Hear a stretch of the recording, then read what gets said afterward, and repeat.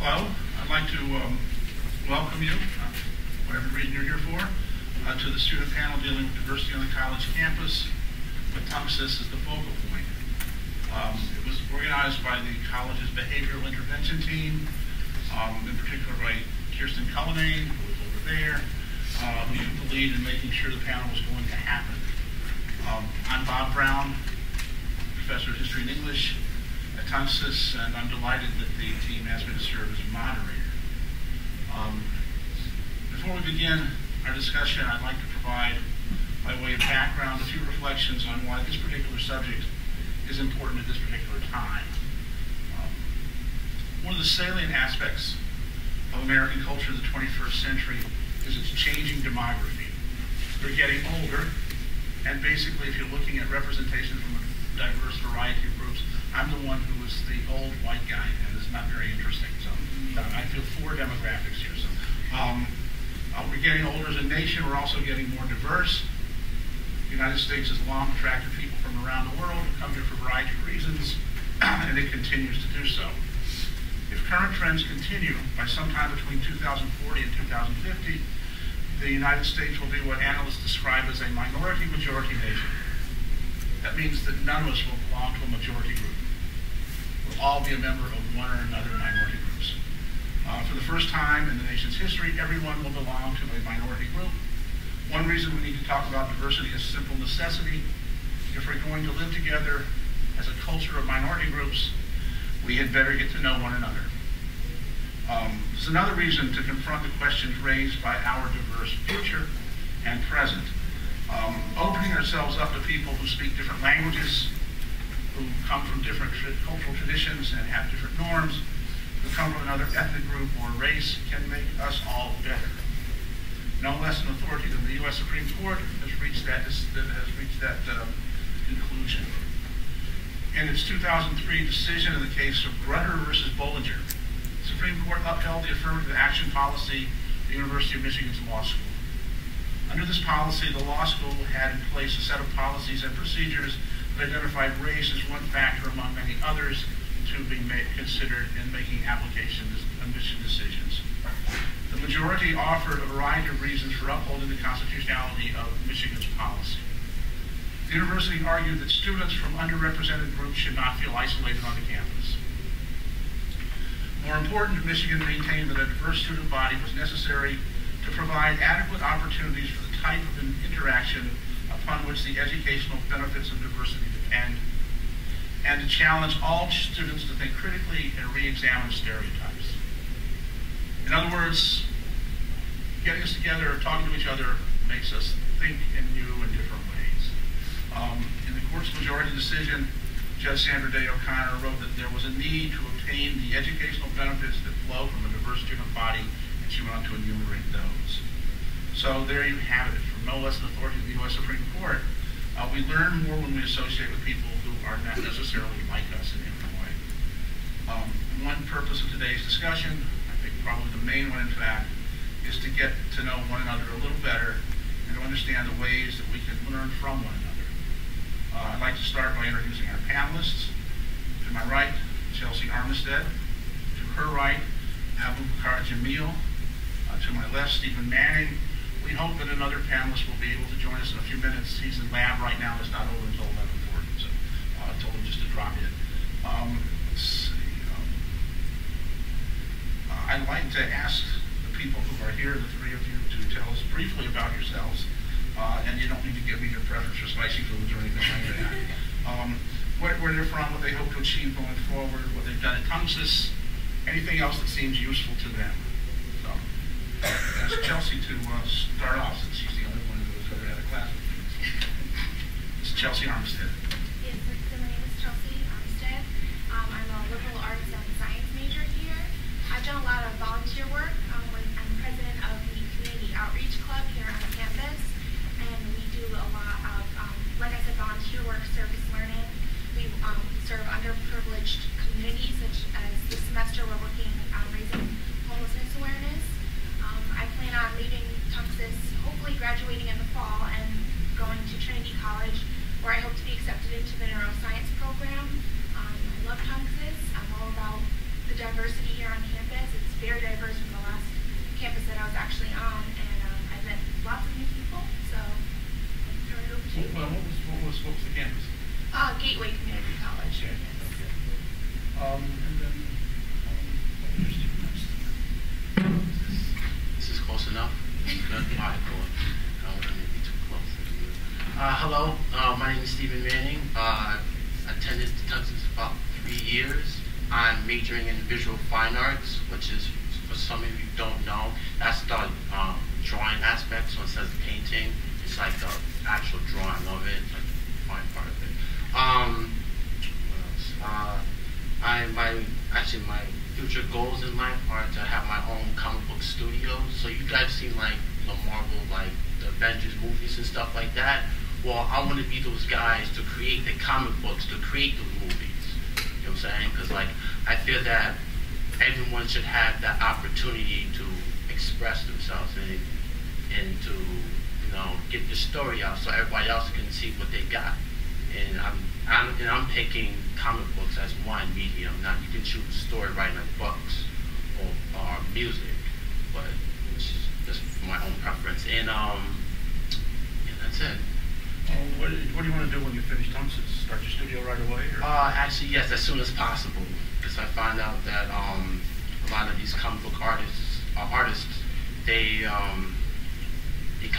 don't really retire as much, so they can like their career goes on like forever, whenever like either due to like illnesses or family problems or whatever. It's just, to me, it's just like I don't want to retire. I want to continue doing this because this is my passion. And would you want to stop doing something that you love to do? I mean, I'm pretty sure if it's work, you want to retire, but if you do something that you love to do, why wouldn't you want to stop? See what I'm saying? So. Interesting. And then pass that down to Mark. Okay, so save the best for the last. My name is Abu Jameel. This is my second semester in Tunxis. I wasn't born in the United States. In fact, this is my first year in this country. I recently came from Pakistan, so that is the place where I was born and raised.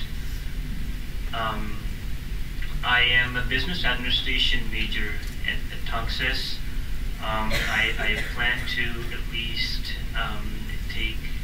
graduate with an associate's degree from here and plan to transfer to a business school.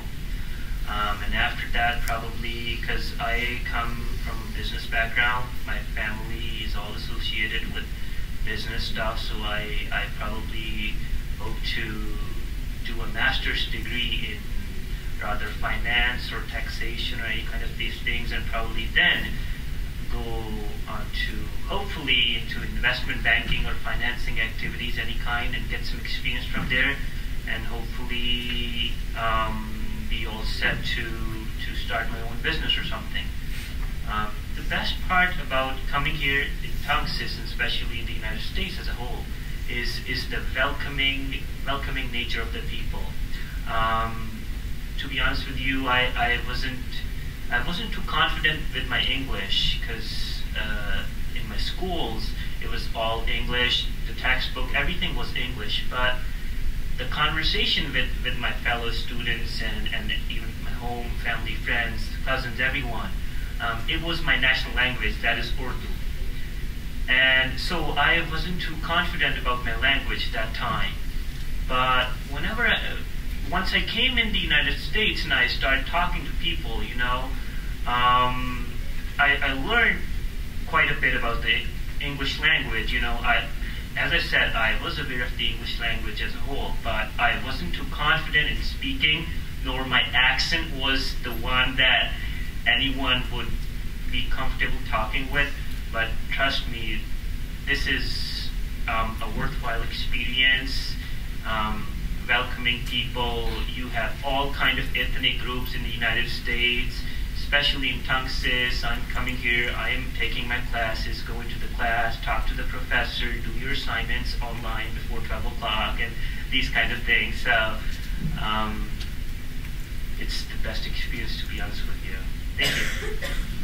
Question, just a couple of questions. First of all, I should tell you, he's working at H&R Block, so he's entering his busy season. No.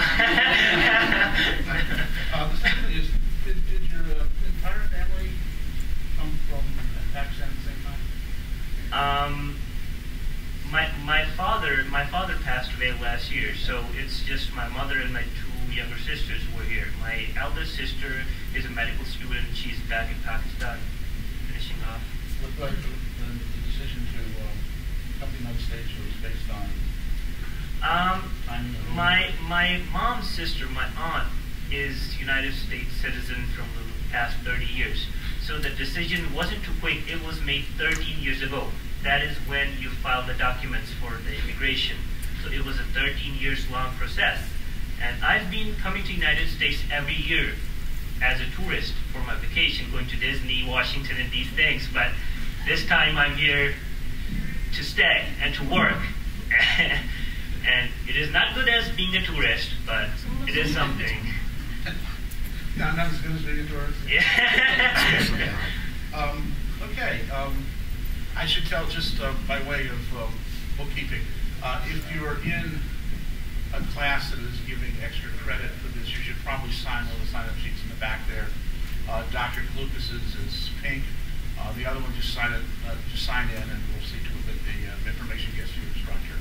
And the students are in my Tuesday, Thursday class, the ones that should be meeting them 208 right now. You need to sign in because then I need to know you're here. So, okay.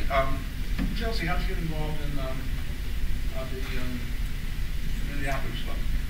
I was actually in Dr. Cooper's sociology class, and she was telling us about the club itself, and it really interests me. I've done a lot of volunteer work with Rotary, and I'm very interested in helping other people.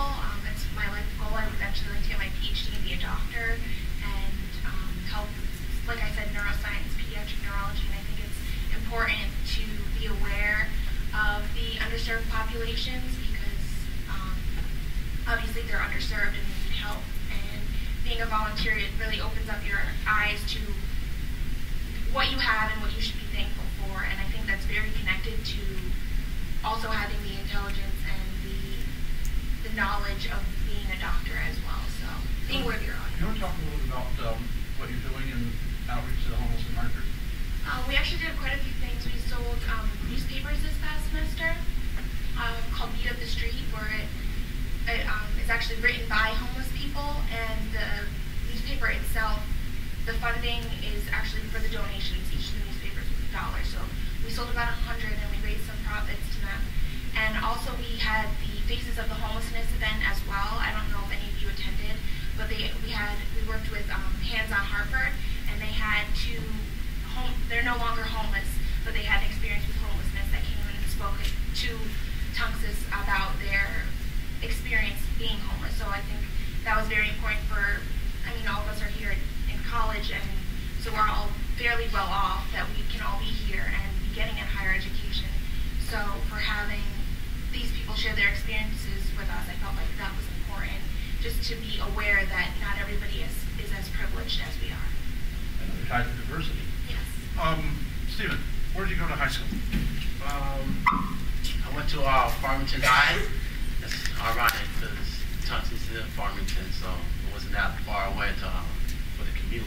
Like I said, I went to Farmington High. It was a very large school, and it's mostly like it's almost like a rich town, almost not as much as like Avon and like the other towns, but it's pretty up there. My high school was very, very diverse, like obviously like Tunxis. Everybody got along with one another. There wasn't really that much, like racial tension out there. Even though some people would break that barrier just to be funny. So there's always there's comedians out there right now who have those racial jokes about other cultures and stuff like that, but it's just being funny. So at my school, we would always do that, and during my time at Farmington, I kind of developed a tolerance for that. So when someone does have a racial joke about my race, I kind of brush it off my shoulder. It's not that bad because I'm used to it. saying, because I know that they don't really mean it in a harmful way. They just, you know, just trying to be funny. And that's how my high school was. It was just basically, everybody did take their teachers. I think the wrist got too close to the heart. Sorry, my fault. Yeah, I mean, Farmington is like, it's a great town to be in. The people there are very humble. They're warm-hearted. I mean, they'll invite anybody from different race, from different ethnicity. I mean, Farmington's just a great place to live in. That's why my family chose to live here, because not only that this town is just such a fantastic place to live in, but they're like, the education-wise is phenomenal. It's just crazy. It's funny though, because I have like, most of my family live in Farmington, and it's like, and every time I ask them, like, did you ever regret coming to Farmington? And they said no, because, you know, Farmington is just one of those towns. It's just like, it was made for them. I mean, everything that they went to, like, they got involved in the community, like, sports-wise, they're all somewhat involved within the town. And so they're like intertwined within it. So everything that goes down, my family knows about it, especially in Farmington. So so that's why my dad chose to live here. Yeah. Chelsea, you said you were previously been at Gateway. Where do you live? What's your hometown? I'm actually from a really small town called Northford, and it's kind of like what Terrafil is to Simsbury, if you guys are familiar with that area. I'm sure you are. And I had a completely different experience than Stephen did. I was actually like one of maybe 5 African American students that went to my high school, and there was a lot of racial tension, but there was also kids that were bussed in from New Haven as well. And I think that even the experience between me, like per se, my African Americans from Northford and African Americans from New Haven, there was a lot of racial tension. I'm sorry, what was your original question? Talk about your experience previous to Tunxis. Oh, and Gateway, I'm sorry. And Gateway didn't really, there was not really as much diversity as there is here. It was predominantly white as well. But I think it's just because of the area. I always like to say that North Branford and Northford have more cows than people, like literally we're outnumbered. And so I think just from the area itself, it doesn't really give an opportunity for there to be diversity. I think most people are afraid of like New Haven and the southern part of the state and just the violence, I guess, that occurs down there. So I guess people who are already in the city don't necessarily want to migrate out because I don't know. I mean, I guess it's tough to migrate out. Yes, it really is. Definitely. Because and then that's an interesting point. It's sort of an issue of diversity that interests me a great deal. Is one of the reasons it's tough for people to migrate out of the big cities is because the suburban communities around them, especially the outer suburbs, they have restricted land use policies. They have housing policies that forbid the construction of multifamily housing. And that sort of limits the availability of housing to people with moderate income, and they end up being trapped there. And I think that that's an issue of diversity that needs to be dealt with on a state level, but I think it's worth pointing out right now to you guys, so then you can go forth and lobby to make this, to change the law and make Connecticut a more diverse state. Where more people talk to each other. Let's see. I want to ask you a question. How many African American comic book heroes are there? That's funny. I don't follow the comics. I know Thor and Iron Man and the movie characters, but not that many. I mean, I've known comic books was around for like since the dawn of man. It's just been like produced in a way that you don't think of. When you think of comic books, you think of like images on a piece of paper, like a little like booklet, pages, and flip it over. But actually, comic books is more than that. It's images projected on a flat surface. So, for example, like the cave drawings, you think it as what? Just random cave drawings, cavemen just drawing on top of it, bam. They draw like a giraffe or like a goat drawing right there. That's just simple images. But actually, if you really open your mind to it, it's another form of a comic book because it tells a story. You know what I'm saying? It tells the story of only that goat because that's what the cavemen drawn on it. So it's just a goat. So going back to the African American superheroes, there's not that many because the industry was first brought up by a Caucasian male. So the only thing he only thought about was just trying to appeal it to only to white viewers because only whites were had the access to it. Not many blacks did. So that's why they were like mainly like male, Caucasian male superheroes. Now women started coming up too, but there wasn't that much. They were like mostly damsel in distress, or like superhero damsel in distress. So superheroes will get into trouble, and then they'll have their male counterparts to come and save them. And then I think during the late 80s, early 90s, black superheroes started coming out because that's when the right after the civil rights movement, and then the comic book artists want to appeal to everybody now. So then they start having like one of the great, I think, comic book heroes that I appeal to most is the Black Panther, and he's an African superhero who defended his little tribe in Africa. And basically, he fended them off from like poachers and people who trying to like use their natural resources. If you really think about it, that's the same thing when the Zulu tribe was attacked by the Europeans. And it's funny how these artists can use comic books to teach people history because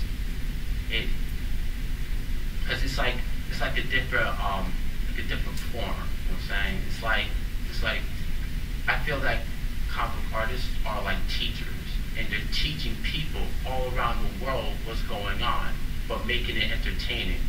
So I'm saying, so it's like teaching people about history, but in a fun way. I'm saying, so like a lot of like pizzazz, a lot of colors into it. It's not like very boring, like in your normal high school when you see a teacher just standing up there and just read you what happened here and then, and you have this giant big textbook that nobody wants to lug around throughout the whole day.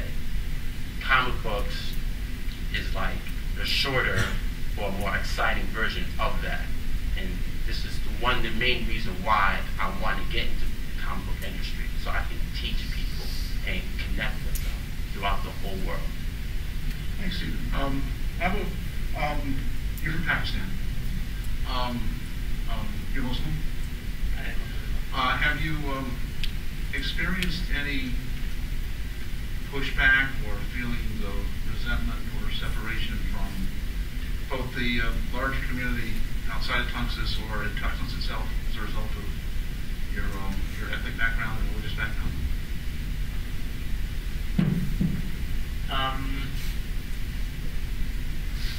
Well, I'm thinking, because this is a sketchy question, because I'd say I don't think so. Because you have all kinds of the people in the world. They're the good ones, they're the bad ones.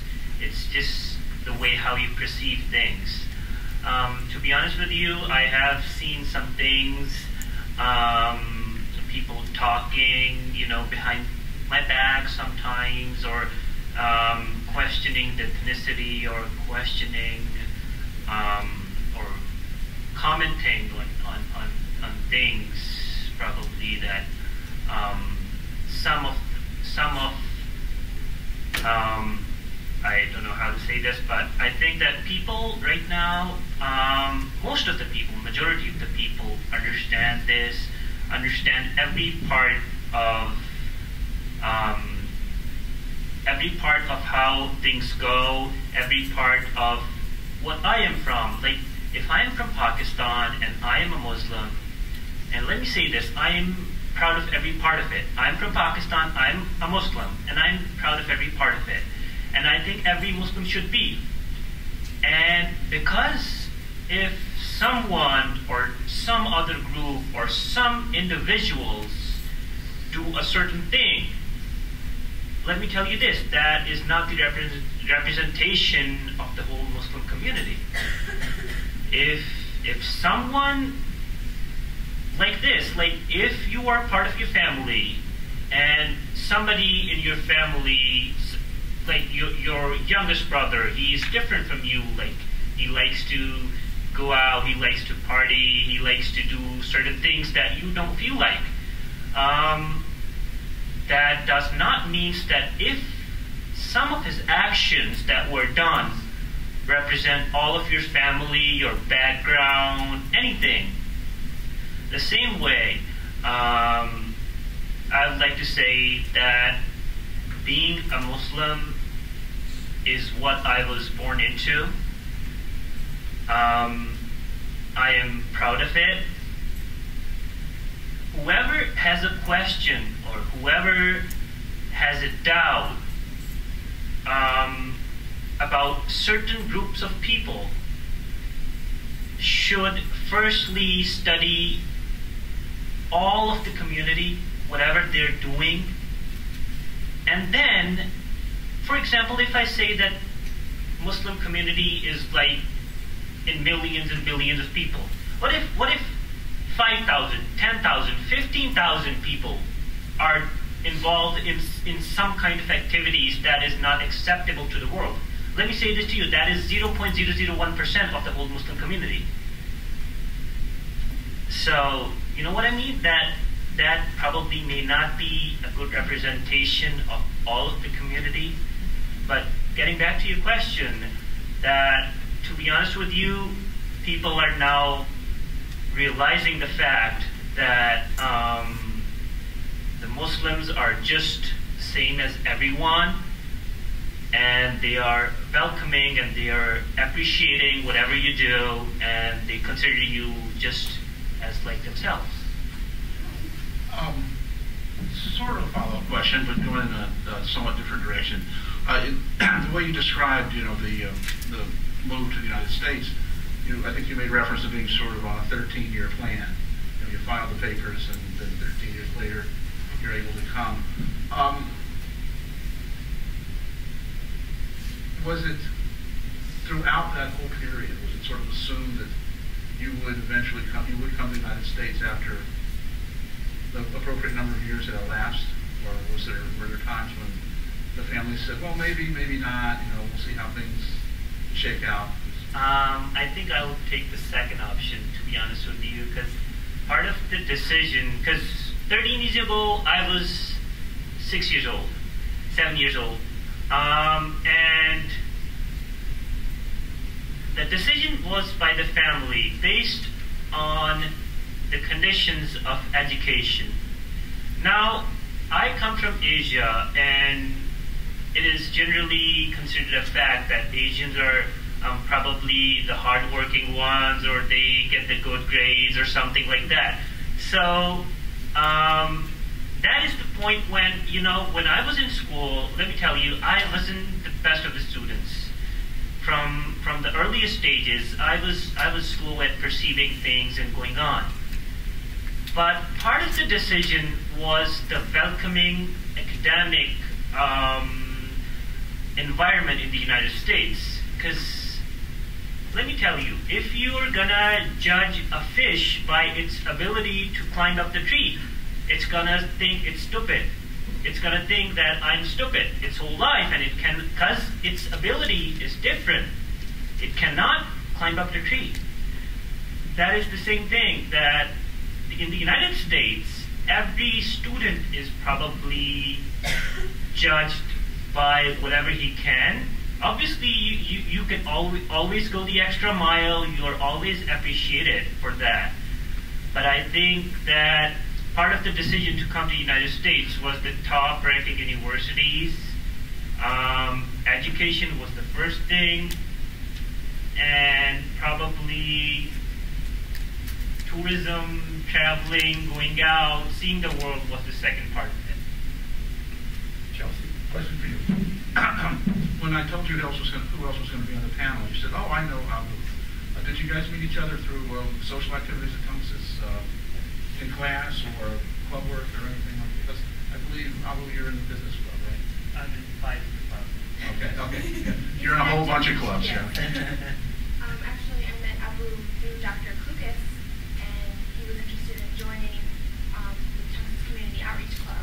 And we had spoke one day in her office, and of course I had a million questions for you, but I didn't have all the time in the world to ask you in the hours. But yeah, we have worked together in the outreach club, and so far, it was last semester was your first semester. First semester. Yes, and it was kind of towards the end of the semester, so we haven't really worked too much together.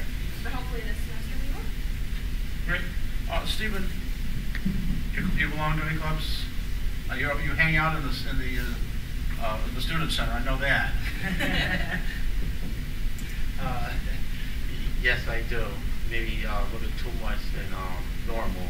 But actually, I've gotten involved in a couple of clubs.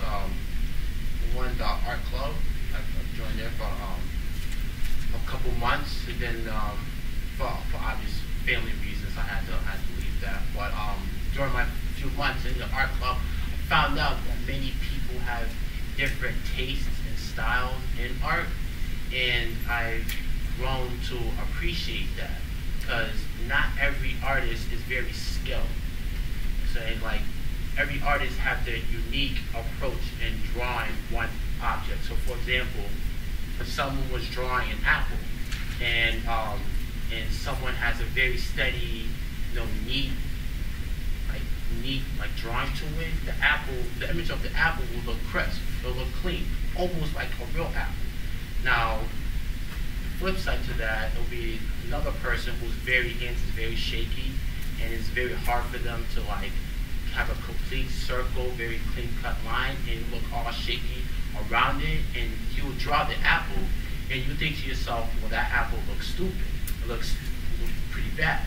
But if you open your mind and your heart to it, it creates a different texture. It creates texture to that apple. You know what I'm saying? It's not very, very robotic. It has life to it, because it has so many interesting patterns within that apple. It almost looks organic, almost like it can come right out the page and you can literally eat the apple. So that's what I got from joining with the art club, because many people have unique styles that I never seen in my life, and I do appreciate that. And hopefully, in my future of with the taking with art, I'll be hopefully to use that style to my own pieces. In some way, in some way, I'm honoring them, because I'm using their style to my piece, that hopefully everyone, wherever I distribute it to, a small gallery, or maybe presenting it to a big stage in the world, that they can see that style, and hopefully people will appreciate that. So instead of criticizing it, they say, oh wow, that's a unique way of drawing that apple or that car, the little zigzags. It's crazy. It's different. It's not like, oh no, it's unique. And my specialty is stick people. yeah. I do really, really good stick people. They look like stick people. I mentioned the clubs because diversity comes in all kinds of sizes, shapes, and forms. We have more than 20 student clubs here at Tunxis, and they deal with everything from community outreach to playing computer games, and a whole bunch in between. So, think about that as well when you're thinking about diversity, when you're thinking about participating in the community in some way that will be meaningful to you, or in some way that will perhaps help the community as well as benefit yourself. I guess this is for Chelsea and then Stephen. Talk to Abu about his the place where he came from, and we all come from different and unusual places. And he found himself his family finds himself in a very interesting situation. He says he doesn't really feel much pushback in Tunxis. The reason I asked the question about the 13-year plan, it occurred to me that 13 years ago was 2001 rather. And I wanted to sort of offer that as a perspective and concerning questions of embracing diversity in the college community. Chelsea, though, have you experienced any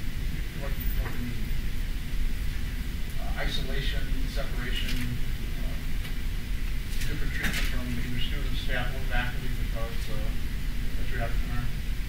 Not at all. And I don't think I've experienced any sort of pushback or any sort of feeling of isolation or feeling left out.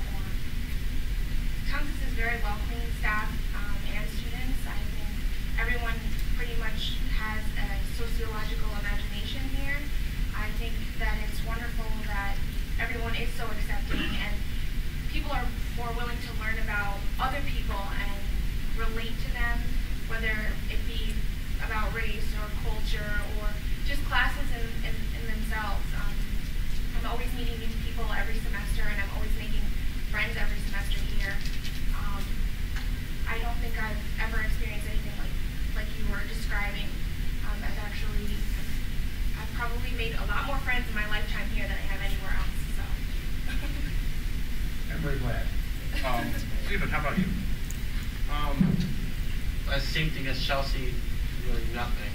Everybody here has been so welcoming. I mean, I've rarely experienced any racial problems whatsoever. So, yeah. Okay, good. I have not noticed the tendency among students to isolate on the basis of ethnicity or race or anything like that. I think you haven't either. No clustering together people from one particular group over another. Okay. That's good to know. Is there any place, I'm going to start with Abu and come this way. Is there any place in which you feel that the college community, the college itself, the institution, could do more, could do things better or differently in regards to integrating a variety of people into the life of the college, a place where additional support might be needed?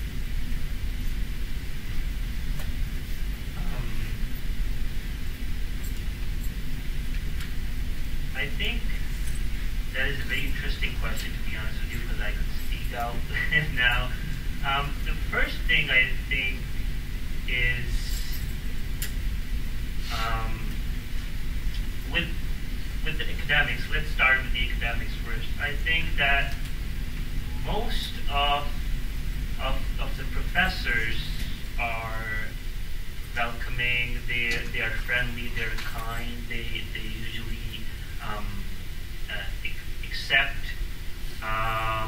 accept your opinions, everything. But one thing I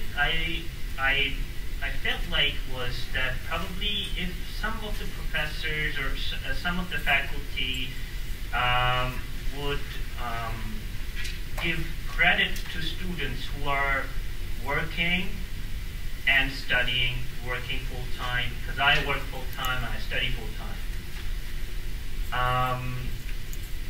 For that reason, sometimes I may not be able to be up with the assignments, or probably it has happened probably once or twice, and I'm not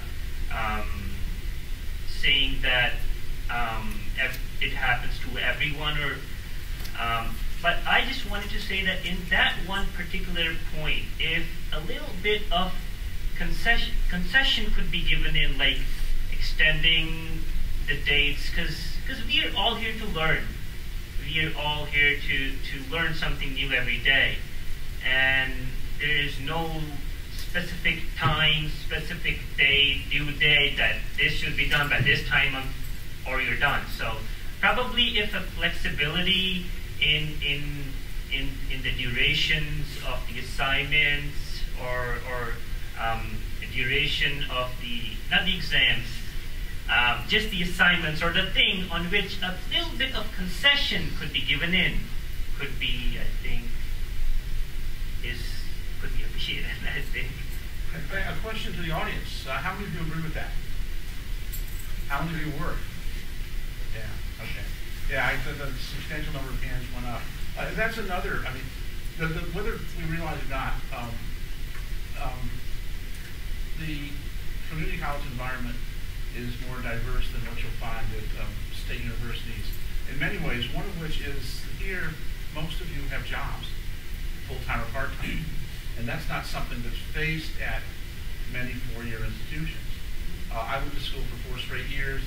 The last semester of my 4th year, my senior year, I got a 15-hour-a-week job working at a bookstore, but before that, I had been a student only, which gave me a lot of free time to get my assignments done on time, and I usually managed to just barely make them on time. But it's a little different world, and when you do transfer and go on, I think you're going to find that you might have the flexibility that, providing you don't have to work, but you might find that there's additional flexibility for you in order to get your assignments done. But we're diverse in many ways.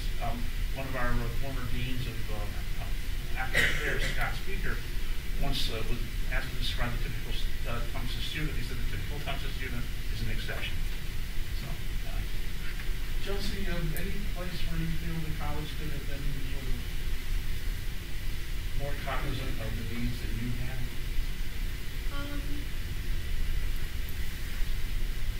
I mean, I do agree with what Abu has said. I mean, I'm also a mother and working. I work 2 jobs and I go to school here, so I know what it's like to be tired. I totally hear you. Every student's life, I hear you. And I guess in the realm of diversity is what we're speaking about, I think there should be more focus on not just we have a week of, I think it's called International Week. I think that should be spread out throughout the entire academic year. I don't think it should just be a week where we all celebrate, oh, we're very diverse. It should be an all academic year kind of thing, because it's beautiful to see how diverse a community that Tunxis is, the community that Tunxis is. When I leave here, I go back to Simsbury, and I'm still a minority. So I think that Tunxis should definitely place a focus more on bringing the students' attention to how diverse this college campus actually is. That's a useful point. Yeah, Stephen, I think I kind of I can understand what Abu was talking about with my classes and stuff, and my teachers should have that the extension during assignments. But I think the reason why teachers kind of strict on it is because they're preparing you for life. Because in life, you can't have the extension if you're like past due with your assignment. Especially for me, as being trying to become a comic book artist. I mean, I have to meet that deadline. I can't ask my employees, oh, can you make an extension for me because I had to watch my kids, or because my car broke down like halfway through. Like, I can't do that because my employers will say, well, we like your work, but you didn't hand it in on time, so we have to take someone else who's going to have work done on time, and that's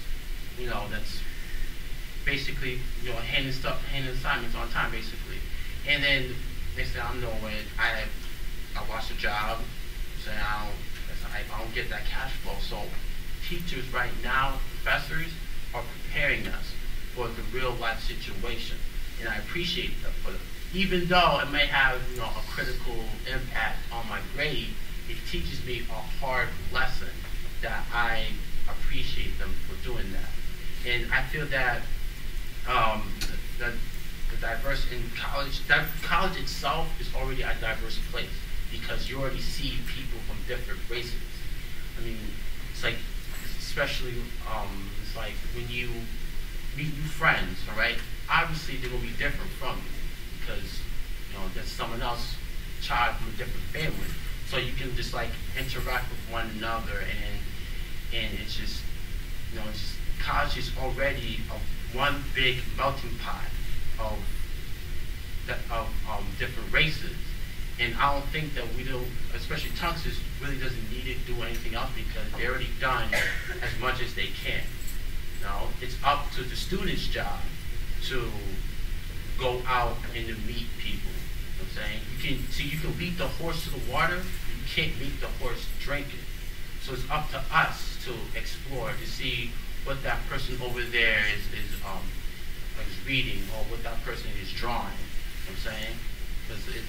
Because we have to take that initiative. There's so far that teachers can do. You know what I'm saying? Like they can only teach us. I mean, yeah, sure, they can go on their personal time and meet with you and talk with you and trying to get other people, other faculties and help students out. But it's our job. It's our God-given right to have the ability to be able to do stuff. You know what I'm saying? God gave us the power of free will. So you should have the will to meet other people, to be able to exercise that gift. And in being able to rely and depend on other people, yeah, you can do that, but do you want to do it to depend on people all your life? I mean, don't you want to, develop a good habit of meeting people as like a first experience? Like, don't you want to be able to do that when you get out of college? You know what I'm saying? Like for like good, like meeting people for your business. I mean, don't you want to be able to have the ability to like go to a country club and be able to like relate to them because you've met people in community colleges like that? I mean, that would probably boost up your business and stuff because you'll be able to like relate to them and they can relate back to you, and you can, and not only that, but they can get the motivation to see what you're all about and be able to be open-minded to their culture and stuff, so they won't have that stigma about you and about your culture. You know what I'm saying? And Chelsea and Abu were very quietly arguing over the microphone just now, and I think Chelsea won because Abu was a gentleman. You speak first, Chelsea, and then Abu. Well, I just have a rebuttal, I guess you could call it, to some of the statements you made of students. I agree with you that college, they are preparing us for the real world and for, when we do have assignments. And I do agree that, it's all on personal responsibility, time management. We've all heard this, preparing, make sure you have your studies done, and time management is very important. But I also agree that Tunxis is a foundation for us to, they gave us the opportunity for us to make goals. Not everyone is as extroverted as I am, and there are a lot of introverted people who won't walk up to a stranger and have a conversation. They won't. I like your scarf. I'm like that person. I walk up to you. I'll talk to you about anything, anyone. My son is just the same. And so for Tunxis to open up activities, clubs, events, that does allow for students who may not know where to begin. Like in my club for volunteer work. If I was new here and I wanted to do volunteer work, I wouldn't know where to go. I wouldn't just be like, okay, I'm going to go volunteer at the library. Like, it just doesn't really work that way. So if they provide an outlet for you to start somewhere, I think that helps. Like I said, I know personal responsibility, time management, but also professors are there to guide us. They're also there to help us. So if, say, you can't get an assignment in amount of time because you don't understand it, they should still be able to give you that extension after they've explained it to you, or you've gone to the academic center and now you understand the material, so now that you're able to get the better grade, now that you can move on in your degree, and it's kind of like a domino effect. So that's what I was going to say. Hey, Abu, last word on this particular document? Speaking of the hard part and preparing you for the hard part, whenever you're done with the college, whenever you have a nice resume printed out, the first thing you'll have is your GPA, not the hard time you had in the college. It'll have your GPA. 4.0 GPA, you're best for the job. 3.2, you're not applicable for this job. You may search, your application is denied. So being materialistic is not a good thing, but there are some vivid points that is a part of this world, this culture, and the United States. We all need to graduate. We all need to go out, get jobs, and be able to look after ourselves and our family.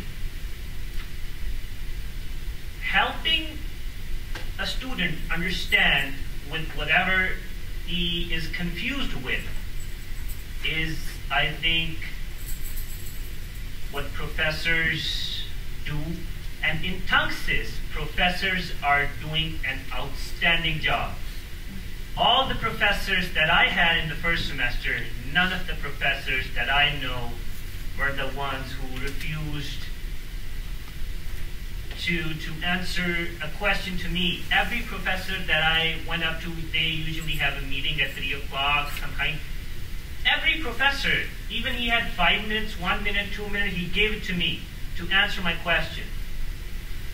But being of the harsh part, being prepared for the life, being up and above for the challenges that life has for you is a good thing. You should be prepared for it. But let me tell you, knowledge is not always wisdom. Knowledge is not always wisdom. And that is the point, that whenever you are stuck with some situation in the life, think about the good parts of it. Think about the professors that are here to help you. Think, because moving on into the life, the challenges get even worse. So this is the time when you have some kind of a concession, some kind of an outer edge that you could discuss your situation with the professors. And I think at the Tunxis Community College, professors are mostly understanding. But coming back to your point, that I would take the 4.0 GPA instead of the harsh part. Thank you. I just want to add sort of maybe a bit of perspective. The founder of Google, whose name escapes me right now, was asked in a recent interview how Google makes its hiring decisions, because of course so many people want to work there. And he said, and you know, they don't always hire the one who was the student who was brilliant in high school or college. And what he said, they look for basically two qualities.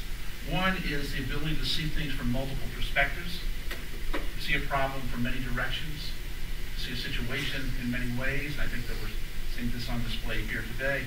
And the other is the ability to communicate. And I think that, you know, we've also seen that today. I do have a question. I want to go back and pick up on something Chelsea said. The students only, okay. How many of you have children? That is a factor too, right? That makes you different from your classmates, because you have to juggle many obligations. You have to do things that take time away from the pursuit of the grade or the pursuit of life on the college campus. I mention that because I think that is another way in which we're different from the 4 years in many cases.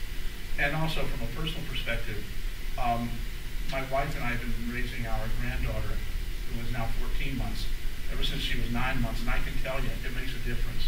It really does. You know, papers get put off for a few hours, and sometimes they don't get done this day, and I feel bad about that. But yeah, it has an impact. How many of you ride the bus to school? Is that a hard thing to do? Yeah, oh, you get Nancy, you have your van. Even me with a disability, that's another diversity. That's exactly right. Then I wanted to, we still have time, I wanted to throw the discussion open to the larger community, those who are sitting out there and have been listening. Any reflections that you might have on diversity as it applies to your particular situation at the institution as a whole? Any questions you have for the panelists? Anything at all like that? Maybe. Just like when you were talking about diversity here on campus, diversity is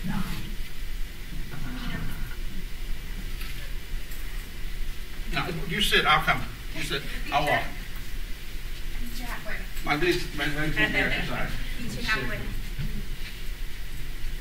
It's kind of more like just a thought. When I look around the campus, I see us, we're all different styles, different economic levels, like roles that we are all holding in our lives, mothers, parents, wives, sometimes parents, child. I don't know if everybody gets what that means, but sometimes we're taking care of our parents. So there's a lot of different roles that we play, and I think that Tunxis is really amazing with diversity, but I want to also touch back on what Chelsea was saying about more availability of us to be able to exemplify our diversities, because I think we're kind of here, but we're not here. We're kind of busy. We have clubs, we have things. We should have more school-sponsored activities where we might be able to learn something, because I think there's a lot of acceptance or tolerance, which is not the same. We tolerate a lot of things because we're good people and it's the right thing to do and it's socially acceptable, but we kind of still walk around and we walk away with an attitude and with maybe not so much of a knowledge of what that is or where it even comes from, because we're socially inputted, you know, we're scribed like that. It's written, it's at home. And true acceptance and diversity can only come through the knowledge that we can gain from one another, from really knowing who and what the culture stands for. And I think we can all benefit from a program here that can give us that opportunity. Thank you. Thanks very much. Yeah, and then to go back to the University of Michigan Law School case, that was the point that the Supreme Court made, that we become better people, more aware people, more knowledgeable people by associating with people who differ from us in many ways. I saw a hand up back here. I'm coming back here. Second.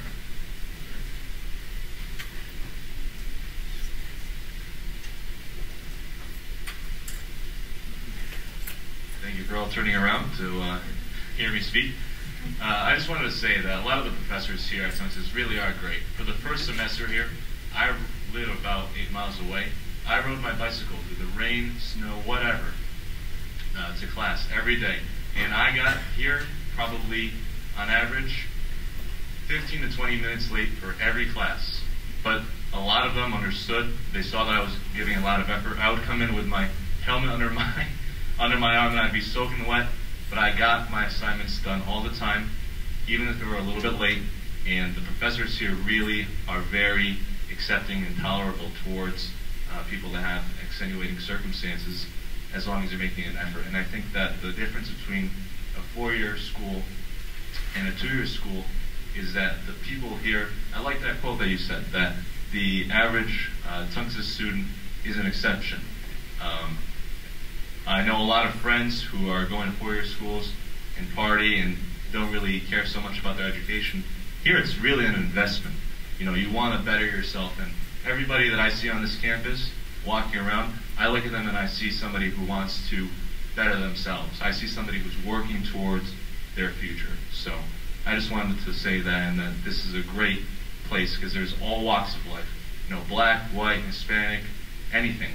There's everybody in this room. It's interesting because I teach history here, and at the end of every semester, all the people who teach history, full and part-time, get together for lunch. And invariably, at some point, we start talking about students. And I have a colleague who is part-time. He teaches a couple of sections at Tunxis, and then he teaches at other colleges in the state. And we're comparing students, and he said, the students at Tunxis are great, especially compared to the students at, and then he named one of the private universities in central Connecticut, which I will leave nameless. He said, they don't care, they don't want to learn, they don't learn, all they want to do is party and come to class and stare at me. And he said he would much prefer students like the ones here. Others who would like to offer an insight or perception. Nancy. I would like to say, I went to college, I didn't go to college till I was 40. 41, and that's 10 years ago, and I thought because of all my handy capabilities that I couldn't do anything because I was in hospitals and having operations and shock treatments and all that, and that I was nothing.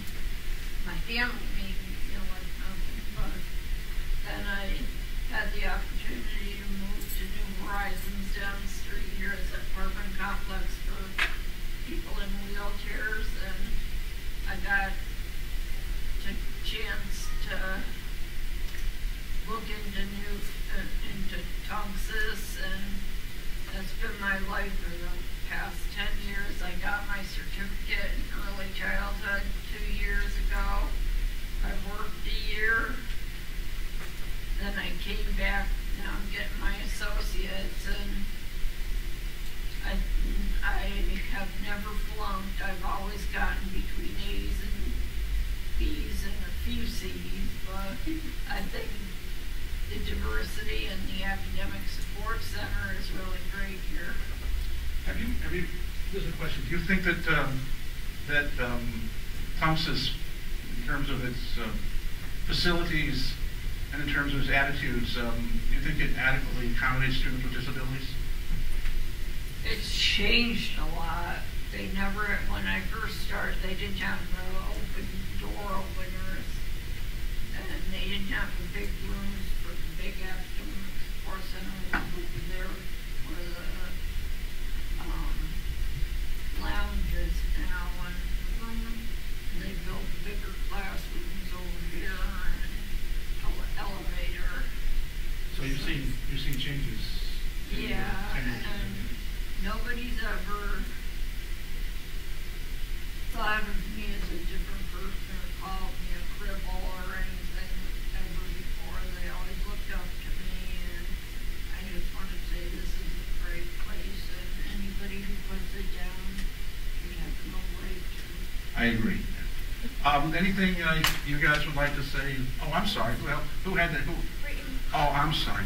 It's one of my own too, so I didn't mean to ignore you. Just one other thing that I wanted to touch on that nobody seemed to mention was I thought it was really cool that we have all different ages here.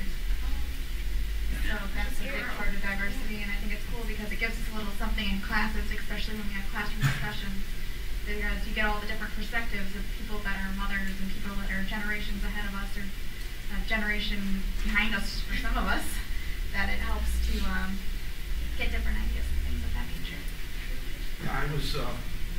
I had in mind a particular student to be on the panel who was older, but we just weren't able to contact one another in time to put her on the panel. And then as I got to thinking about it, like I said at the beginning, I represent about 4 demographics here.